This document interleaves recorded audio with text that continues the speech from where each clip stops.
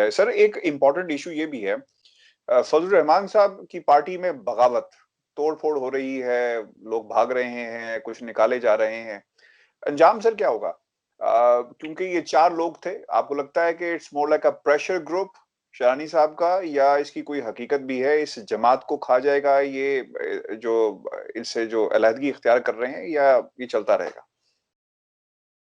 देखिए, ये इनकी जो पॉलिटिक्स होती है, एक्सेप्ट जमात इस्लामी, बाकी जितनी रिलीजियस पार्टीज हैं, ये कोई नॉर्मल पॉलिटिकल रूल्स नहीं होते इनके। इनकी शूरा होती है, इनकी वो मजलिस होती है, उसके एल्डर्स होते हैं, फिर वो बैठ जाते हैं। बाजा होता इलेक्शन भी नहीं होता, बाजा होता है। तो वो इनको अब ये एक डेंट तो पड़ा है मौलाना फजल रहमान साहब को, लेकिन ये अब देखना ये पड़ेगा कि ये कितना बड़ा ग्रुप है, इनके पीछे कितने लोग हैं, इनकी अगर कोई स्ट्रीट में स्ट्रेंथ है, मदरसों में इनका कितना शेयर है। यानी ये एक सबसे इम्पोर्टेंट जो चेक करने का होगा कि ये जो ग्रुप टूटा है, अव्वल तो ये कि उन्होंने कहा मैं पूरे मुल्क में दोबारा जाके मेंबरशिप रजिस्ट्रेशन करूंगा, मेंबरशिप बनाऊंगा। अब वो करेंगे अगर तो कितना टाइम लगेगा, फिर वो कितने लोग उनके साथ आते हैं और क्या होता है, वो एक लंबा प्रोसेस है। मगर एग्जिस्टिंग जो मदरसे हैं बलूचिस्तान में खासकर, उन इन लोगों के जो ब्रेकअवे ग्रुप है, ब्रेकअवे जो लोग हैं, इनके कंट्रोल में कितने मदरसे हैं, और अगर वो इनसे अलग हो जाते हैं तो मौलाना साहब को फिर एक डेंट लगेगा वहां पे। उसके अलावा फिर लीगल भी पोजीशन हो सकती है, चैलेंजेस आ सकते हैं कि जी, क्योंकि वो कह रहे थे कि ये इनका ग्रुप फजल रहमान ग्रुप है, वो दूसरा जमीयत उलमा पाकिस्तान है और ये फजल रहमान ग्रुप है। तो ये कॉम्प्लिकेटेड मैटर्स हैं और मौलाना साहब को ये काफी टाइम लगेगा सॉर्ट आउट करने में। हो सकता है कि आखिर में ही में तो come out as a winner और ये सारे के सारे प्रेशर को उठती रहे और कुछ इनका इम्पैक्ट ना हो। लेकिन ये कि एट द मोमेंट इनको प्रॉब्लम एक आ गया है और इनको ये सॉर्ट आउट करना पड़ेगा। और मुझे तो डर ये लग रहा था कि अगर वहां पे बलूचिस्तान असेंबली में कोई 2-4 एमपीए इस ग्रुप में शामिल हो गए तो फिर तो मौलाना साहब 1-2 सीटें भी हार सकते हैं नेक्स्ट सेनेट के इलेक्शन में। पता नहीं ऐसा होगा कि नहीं होगा, मुझे नहीं लगता। लेकिन खैर देखते हैं कि अभी क्या उनकी ग्रुपिंग है और कौन लोग छोड़ते हैं, कौन लोग आते हैं, क्या करते हैं। अच्छा सर, एक ये दरखास्त है, ये मैं आपके सामने रख भी देता हूँ। इस्लामाबाद में ये जमीयत उलमा इस्लाम फे की जानिब से पार्टी नाम में तब्दील करने की दरखास्त मंजूर की गई। ये सर खबर जो है वो 16 मार्च 2020 की खबर थी, और जेयूएफए की जानिब से ये दायर दरखास्त थी, और जिसपे Punjab election commission justice retired Altaf Ibrahim Qureshi की सरबराही में 4 रुकनी बेंच ने समाअत की। यानी ये काफी माह गुजर गए हैं, और जमीयत उलमा इस्लाम फे की जानिब से कामरान मुर्तजा इलेक्शन कमीशन में सर पेश हुए थे, और उन्होंने पार्टी नाम में तब्दीली के लिए इलेक्शन कमीशन को दरखास्त दी थी। और जेयूआई फे के वकील ने कहा कि जमीयत उलमा इस्लाम के नाम के आगे से फे को खत्म कर दिया जाए, और इलेक्शन कमीशन ने जमीयत उलमा इस्लाम फे के नाम में तब्दीली की दरखास्त मंजूर करते हुए दरखास्त निपटा दी। इसका मतलब यह है कि सर इलेक्शन कमीशन में अब जमीयत उलमा इस्लाम पाकिस्तान, जो लिस्ट मैंने आपसे शेयर भी की, उसके अंदर जमीयत उलमा इस्लाम पाकिस्तान और अमीर मौलाना फजल रहमान है। और जब ये शोर मचाया जा रहा है कि दोबारा जमीयत उलमा इस्लाम पाकिस्तान को शरानी साहब कहते हैं कि हमने बहाल कर दिया है, तो सर अब इसकी कोई हैसियत नहीं लगती। हो सकता है, बिल्कुल सही कह रहे हैं आप, उन्होंने रेगुलराइज करा दिया हो, लेकिन ये भी इलेक्शन कमीशन के रूल्स में होगा कि भाई अगर आप नाम चेंज करें तो उसको दोबारा आपके जो लीडरशिप है उसको आप किस तरह इलेक्ट करेंगे, या पुरानी लीडरशिप खुद ब खुद इलेक्ट हो जाएगी, या कोई शूरा हुई है, या कोई मीटिंग हुई है, या कोई उसका कोई रिकॉर्ड है या नहीं है। ये मैं कह रहा हूँ कि लीगल चैलेंजेस हो सकते हैं, कोई भी कर सकता है। ये जो ब्रेकअवे ग्रुप वाले भी कर सकते हैं, या कोई और बाहर से भी कर सकता है, या कोई भी इंटरेस्टेड पार्टी हो, मेंबर जेयूआई का हो कोई, तो ये बात सामने आएगी तो ये मेरा ख्याल क्लियर हो जाएगा। शायद हो सकता है बड़ा चैलेंज ना हो, क्योंकि इतने लंबा ये चल रहे हैं और इतने मेंबर्स हैं, असेंबली में हैं, सारे इलेक्शन लड़ रहे हैं, सब लोग वोट दे रहे हैं, तो ये मेरा ख्याल है किसी ने आज तक ऑब्जेक्शन नहीं किया तो चल जाए, तो कोई इतना बड़ा मसला शायद ना भी हो इनका। लेकिन ये कि इनको पार्टी के अंदर डेंट पड़ा है, और बड़े सीनियर जितने अब निकल गए हैं, तो अब मौलाना साहब भी मैं तो मौलाना साहब को सीनियर नहीं कहता, क्योंकि मुझसे कोई 8-10 साल छोटे हैं वो।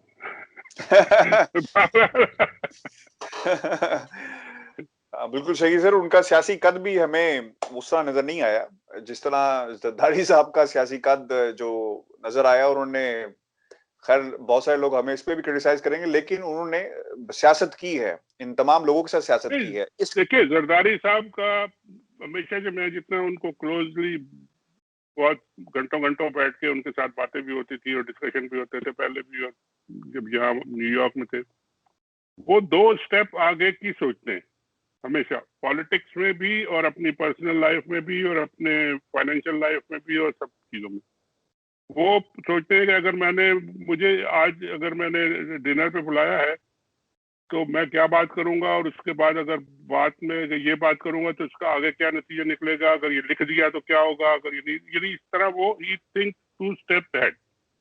और जैसा कि अभी आपने शुरू में ही कहा था कि उन्होंने पहले ही ये बात कह रही थी कि जी रेजिग्नेशन हम सोचेंगे अगर मियां साहब आ जाए वापस, यानी ये तो काफी शुरू की बात है ना, बहुत पहले की बात। और अब आखिर में जब क्रंच आया तो वही पूरी सीईसी ने उनके वही पॉलिसी इख्तियार कर ली कि जी आए मियां साहब आ जाए तो हम लॉन्ग मार्च भी करते हैं। और वो अब उन्होंने ऐसी सिचुएशन में डाल दिया है कि मियां साहब ना आने के रहे और ना कुछ करने के रहे, ना जाने के रहे, और मरियम साहिबा जो है वो बच्चों को देखे, और बच्चों की अब क्या नई पॉलिसी होती है। आपको लगता है सर पीपल्स पार्टी ने नून लीग की सियासत भी खत्म कर दी है? बड़ी इसे में भी सियासत नजर आती है मुझे तो, कम से कम के उन्होंने बड़े तरीके से इनको भी साइडलाइन कर दिया है। देखिए 2 तरह से की है। एक तरह से तो ये कि पॉलिटिक्स जो उनका पूरा एक एजेंडा था उसको उन्होंने स्मैश कर दिया, उन्होंने अपने एजेंडे पे ले गए वो कि जी आप इलेक्शन लड़े, नो कॉन्फिडेंस लाए, सेनेट का इलेक्शन लड़े, और वो और बाकी जो उन्होंने पार्लियामेंट के अंदर बैठ के लड़ने का काम जो है, तो वो उससे उन्होंने पूरा उनका एजेंडा कर दिया। और दूसरा उन्होंने जो दिया गेन, वो जो अभी ये बरसी के ऊपर उनको बुला के और पुरानी माफी जो मंगवा ली ना, तो अब नून लीग के लिए पीपल्स पार्टी को और बेनजीर को और भुट्टो को क्रिटिसाइज करना उस तरह आसान नहीं होगा जिस तरह वो पहले करते थे कि जी फाड़ दूंगा और ये कर दूंगा वो कर दूंगा। वो 2 बड़े राइवल ग्रुप्स थे, अब वो उनको एक मुश्किल होगी कि जी अब अपोजिशन में अब इमरान खान साहब है, अब वो देखिए उनको तो बैठे बैठे ही एक वॉक ओवर मिल गया। न्यूट्रलाइज करना है सर, इनके लिए मुश्किल होगा सर। आखिरी कमेंट आप जरूर कीजिएगा। नवाज शरीफ साहब की सर अब सियासत आपको क्या नजर आती है? और ये मरियम किस तरह, क्योंकि नून लीग हमें अब कहीं नजर नहीं आ रही, ये जितनी मर्जी बातें करें और जितनी मर्जी वीडियोस, स्कैंडल्स और पता नहीं क्या क्या ये कहते रहते हैं कि हम करेंगे, क्योंकि सर अब now they have decided to go back to the basics. और बेसिक्स क्या है कि इलेक्शन में जाया जाए, ज़िमनी इंतखाबात लड़े जाएं, वगैरह वगैरह। बहुत ज्यादा सर डेंट इसमें ना पीपल्स पार्टी को लगा ना किसी और को, सबसे ज्यादा नुकसान मुस्लिम लीग नून को हुआ है।